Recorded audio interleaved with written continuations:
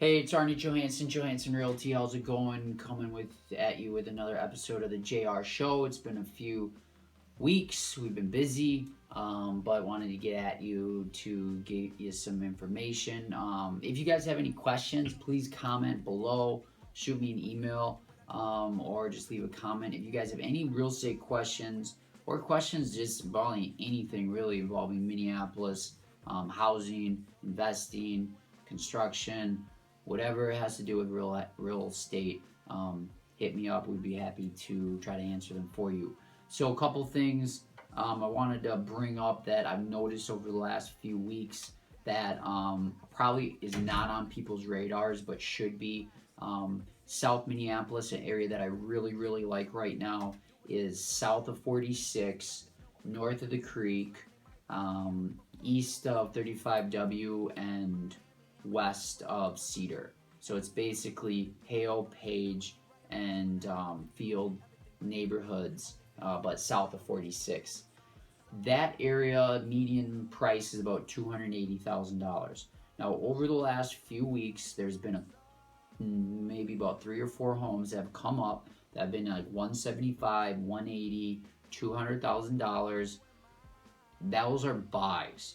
So if you see anything like that's pretty solid, that doesn't have any major foundation work, if they're at 180, 200,000, they're going to need work. They're not going to be like your ideal move-in ready house. There's going to be something a little awkward about it.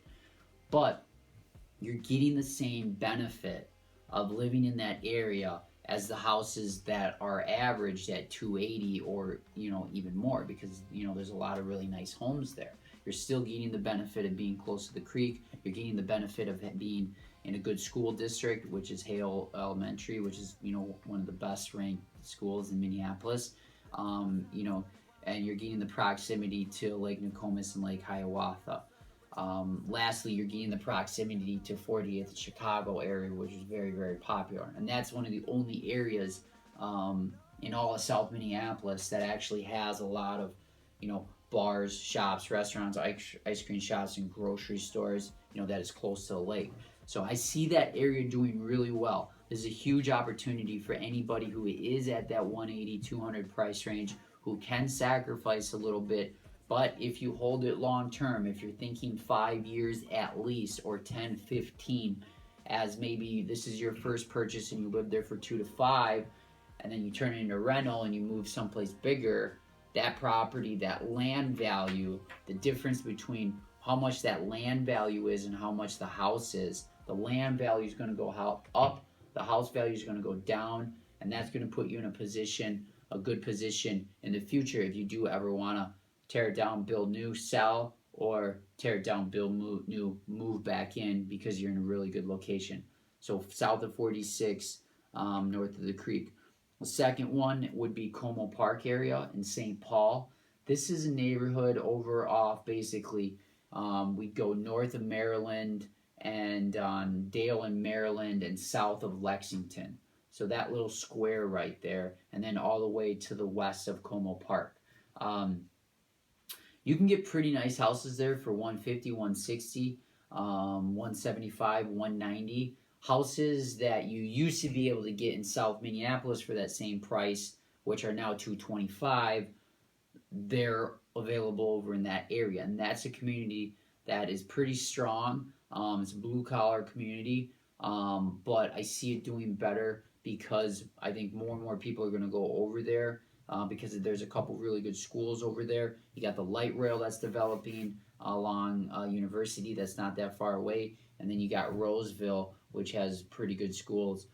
So that's a good area to look at too if you're in that under 175 price range. And then the last thing I want to talk about is new construction development. In Minneapolis, it's obviously hot. We have very low inventory levels here, but that's not necessarily the case all over, the suburbs. Let's just take the western suburbs, for example, like Minnetrista, Orono, and Mound. I had a buddy that called me the other day. He was looking to buy a new property. He's like, hey, is this a good buy? This is the only one left on the lot, and, that's not a market that I really study that much, but I do know the fundamentals, and fundamentals of real estate generally stay the same. after doing a little bit of research, they have a 9-month supply of new construction homes on the market. New construction prices have been going down since January 2013. They've gone down 17% just in the last year. So, without knowing that, he might have made a decision to jump in on this property, buy it at the peak of the market, which is basically in June. I said, hold on, hold tight, wait till November and December, see what the market looks like then. You might be able to get another 15-20% off, or maybe change your analysis and buy in a place where the inventory levels are extremely low and you see rising prices and you see the supply and demand curve in your favor. So before you buy, definitely look at what supply and demand is in that neighborhood, in that community, in that general region. Look what home prices have been trending at, because we've been in a bull market for a while now, since 2012, and who knows how long it's going to last, but it's getting riskier, at least right now, because the way the market is, because there is a lot of demand in some of these areas. So that's it for today. If you guys have any questions, please let me know. Your questions are basically, our lifeblood, because, we want to service you and we want to be able to help you in any way possible. So please send your questions, leave a comment below, hit me up via email, and we'll talk to you guys later. Thanks a lot.